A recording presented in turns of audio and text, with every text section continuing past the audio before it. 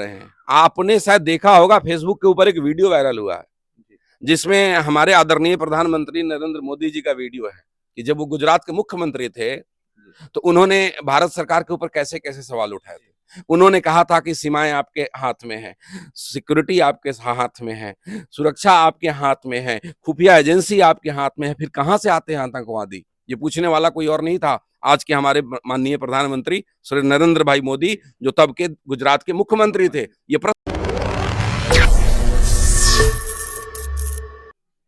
नमस्कार, मेरा नाम है विवेक और आप देखना शुरू कर दिए हैं आवाज न्यूज और एनएसएन इंडिया न्यूज। पहलगाम अटैक हुआ है, उसके बाद देश की राजनीति का स्वरूप बदल गया है। कई लोगों का कहना है कि बिहार की चुनाव को देखकर राजनीतिक उथापटकन के लेकर ये अटैक करवाया गया है। एक लोक गायिका है नेहा सिंह राठौर, उन्होंने देश के प्रधानमंत्री पर आरोप लगाया। इस पर बात करने के लिए जन स्वराज के नेता सुबोध तिवारी जी हमारे साथ हैं। सुबोध जी, बहुत बहुत स्वागत है आपका। बहुत बहुत धन्यवाद आपका, और आपके सभी दर्शकों का मैं आभार व्यक्त करना चाहूंगा कि आप आए और मेरी बात अपने दर्शकों तक पहुंचाना चाहते हैं। एक लोक गायिका है और कवित्री भी है नेहा सिंह राठौर। पूरे देश में उनको सुना जाता है और हर एक राजनीतिक के मुद्दे पर वो अपने कविता के माध्यम से कुछ न कुछ बात रखती है। इस बार पहलगाम अटैक हुआ, उस पर भी उन्होंने बताया है कि कहीं ना कहीं बिहार के राजनीति को देखकर ये कहीं ना कहीं एक साजिश है। इस पर क्या कहना चाहेंगे? देखिए, ये एक ना बहुत ही संवेदनशील मुद्दा है, और इसके ऊपर अगर किसी भी तरीके का कोई स्टेटमेंट देता है तो बड़ी जिम्मेदारी पूर्वक स्टेटमेंट देना चाहिए। सबसे पहले तो मैं आपको ये कहना चाहूँगा कि पहलगाम में जो जाने गई है, जो परिवार सब कुछ खो दिया है, ये बहुत ही निंदनीय कृत्य है। इसकी जितनी भी भर्त्सना की जाए उसके लिए शब्द कम पड़ जाएंगे।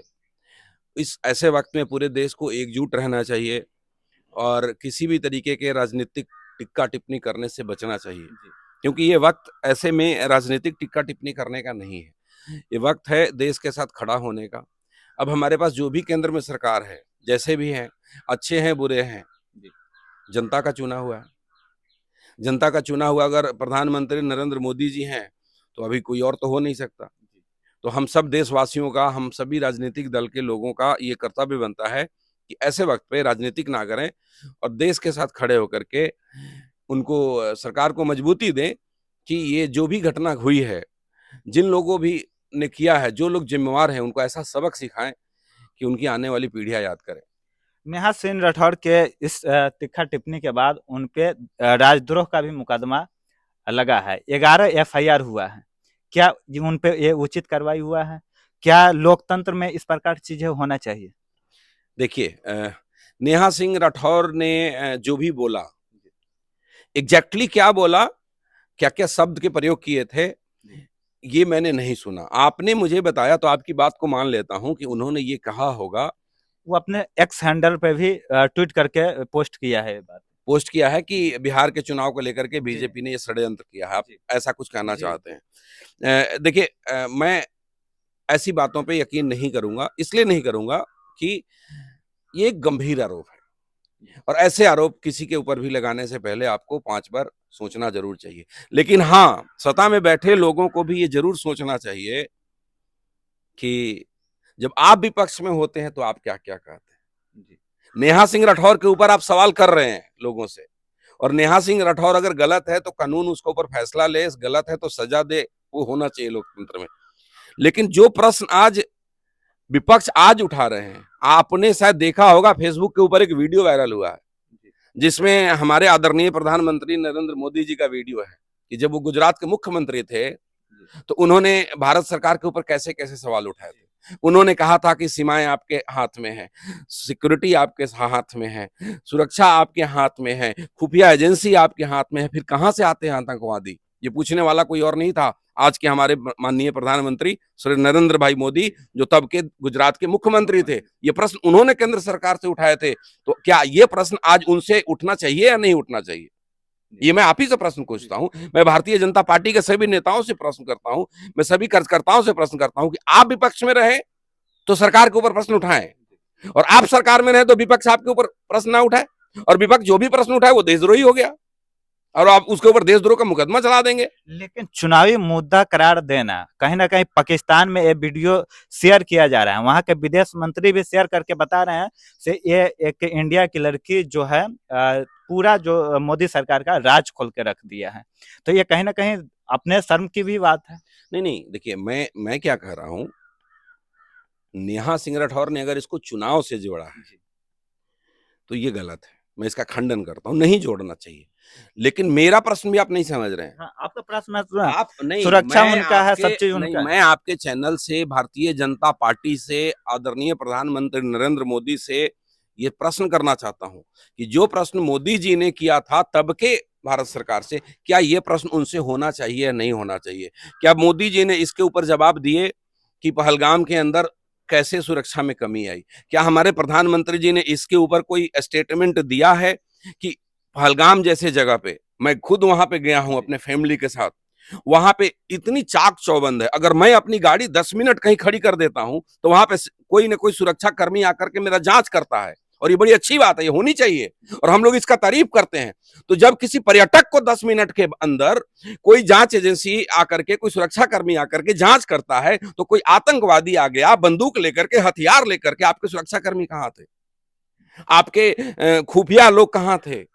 तो प्रश्न तो लोग अपने अपने मन से बहुत तरह के लोग उठाएंगे, लोग उठाने वाले उठाएंगे, कहेंगे। अब ये कोइंसिडेंट है, बिहार में चुनाव होने वाला है तो लोग उठा रहे हैं। हो सकता है कि अगर अभी जल्दी कार्रवाई नहीं किया और 2-3 महीने के बाद कार्रवाई किया तो लोग ये भी कहेंगे कि उस समय कार्रवाई नहीं किया, क्योंकि थोड़ा रुक जाते हैं, बिहार का चुनाव आएगा तो राजनीतिक लाभ लेने के लिए उस समय करेंगे। ये मैं नहीं कह रहा हूं, लेकिन लोग ऐसा कहेंगे और आप लोगों को इसको कहने से रोक नहीं सकते हैं, ये लोग प्रधानमंत्री का कार्रवाई से आप संतुष्ट नहीं है? पाकिस्तान का बॉर्डर बंद कर दिए, वहां पे पानी सिंधु समझौता को रद्द कर दिया। देखिए ऐसा है, कार्रवाई आप कब कर रहे हैं? जब घटना घट गई है। 24 घंटे के अंदर नहीं सुनिए, जब घटना घट गई, मेरा प्रश्न ये है ही नहीं। मेरा प्रश्न है कि घटना ना हो इसके लिए आपने कौन से कदम उठाए हैं? भाई आपकी सड़क दुर्घटना में आपकी जान चली गई, उसके बाद अब सड़क पे आकर के ब्रेकर बनाते रहिए तो ठीक है, बनाइए, स्वागत है, अच्छी बात है।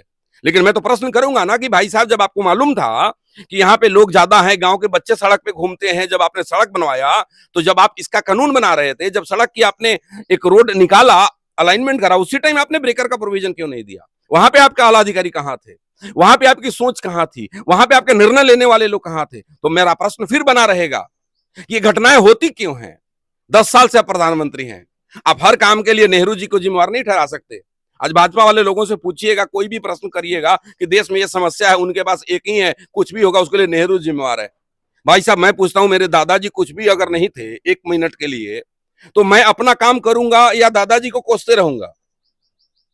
ये प्रश्न आप उनसे पूछिए, वो पक्ष में है। विपक्ष तो उल्टे सीधे भी प्रश्न उठाएंगे, क्योंकि ये जब विपक्ष में होते हैं तो इससे ज्यादा उल्टे सीधे सवाल उठाते हैं, और आज इनको तकलीफ हो रही है। चलिए बिहार चुनाव से थोड़ा सा जोड़ते हैं। वहां पे जब आतंकवादी हमले हो रहे थे तो वहां पे पूछ कर किया गया से क्या आप हिंदू हैं, और गोली चला। तो इसका फायदा कहीं ना कहीं भारतीय जनता पार्टी को बिहार में देखेगा, क्योंकि उनका नारा रहता है बटोगे तो कटोगे। तो यहाँ पे चीजें हो रहा है, हिंदू पूछ कर मारा जा रहा है, और बिहार में यही चीजों लेकर भाजपा अपना वोट साधेगी। देखिए मैं फिर बोलूंगा कि कश्मीर के मुद्दे को बिहार के चुनाव से नहीं जोड़ा जाना चाहिए। इनडायरेक्टली कहीं ना कहीं तो जोड़ ही देता है लोग, चाहे चौक चौराहे पे बातचीत हो मेरे दिल या से, कहीं चाय की टपरी में मेरे दिल से ये आवाज नहीं आता कि मैं कहूं कि इसको चुनाव से जोड़ा जाए, लेकिन मैं ये जरूर कहूंगा कि ये सरकार की नाकामी है। लेकिन भाजपा का अगर पेज देखिए, फेसबुक पेज या ट्विटर, वहां पे इस चीज को ज्यादा शेयर किया जा रहा है। ऐसे देखो, हिंदू पूछ कर मारा गया। गलत है, हिंदू पूछकर मारा गया तो निश्चित रूप से इसमें साजिश है। अब इसमें साजिश किस तरीके की है, कौन लोग हैं, क्यों ऐसी घटनाएं घटी है? इससे पहले भी बहुत सारी घटनाएं घटी हैं आतंकवाद की, पहली घटना तो है नहीं हमारे देश में। हम लोग बच्चे से, आज मेरी उम्र 45 साल हो गई, मैं न जाने कितने घटनाओं को मैंने टीवी पे देखा है, उसके बारे में खबरें आप सब लोग पढ़ते रहते हैं। ये पहली बार ऐसी है कि किसी ने बोला कि कौन सी जाति हो या कौन से धर्म के हो, फिर पूछ करके गोली मारा।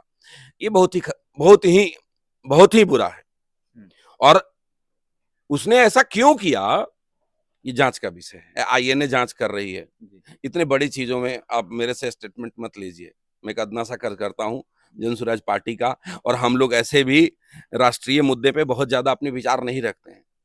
हम सभी के सभी लोग अभी फोकस्ड हैं बिहार के मुद्दों पे। आपने पूछा इसलिए मैं राष्ट्रीय मुद्दे पे आपसे बात करा, लेकिन मेरा दिलचस्पी रहती कि आप मुझसे बिहार के प्रश्न पूछते, आप मुझसे पूछते कल्याणपुर क्षेत्र की क्या प्रॉब्लम है, आप मुझसे पूछते कि यहाँ पे भ्रष्टाचार पे कैसे लगाम लगेगा, आप यहाँ पे पूछते कि ये लालू नीतीश के 35 सालों के राज में जो व्यवस्था खराब हो गई है वो कैसे बदलेगा। तो मैं बड़ा ज्यादा बिहार की राजनीति कहीं ना कहीं इससे प्रभावित हो रही है, तो स्वाभाविक सी बात है हमें क्वेश्चन करना।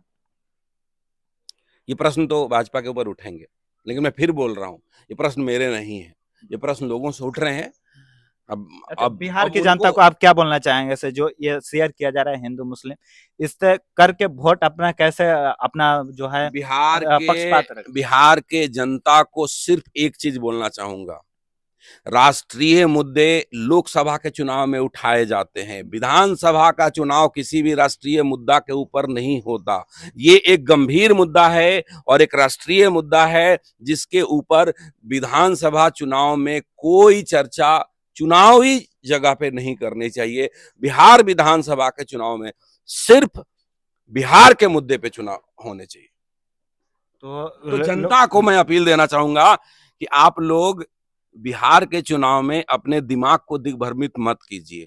आप कश्मीर, आप राम मंदिर, आप हिंदू मुस्लिम, आप बैकवर्ड फॉरवर्ड, आप जाति पाति के बारे में मत सोचिए। आप सोचिए कि आपका पलायन कैसे रुकेगा, आप सोचिए आपके यहाँ रोजगार कैसे बढ़ेगा, आप सोचिए कि जो बिहारी शब्द देश के दूसरे राज्यों में गाली के रूप में दी जाती है वो कैसे ठीक होगा।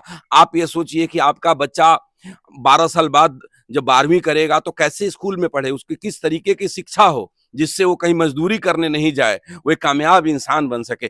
इन मुद्दों के ऊपर वोट करिए, ना कि हिंदू मुस्लिम के ऊपर वोट करिए, ना कि मंदिर मस्जिद के ऊपर वोट करिए, ना कि हिंदुस्तान पाकिस्तान के ऊपर वोट करिए। ये सारे मुद्दे होंगे जब 2029 में लोकसभा का चुनाव होगा, इस पर बात करेंगे, उसका जवाब देंगे। अभी सिर्फ बिहार का मुद्दा। ठीक है सूरज जी, आपका बहुत बहुत धन्यवाद जो इतने बेबाकी से सभी सवालों का जवाब दिया, सभी बातों में बेबाकी से बात किए हैं और सभी चीज़ों का जवाब दिए हैं। बाकी हमारा ये प्रयास आपको कैसा लगा, सूरज जी से बातचीत कैसा लगा, कमेंट माध्यम से बताएं। और फेसबुक पर देख रहे हो तो फॉलो कर लें, यूट्यूब पर देख रहे हैं तो सब्सक्राइब कर लीजिए। बहुत धन्यवाद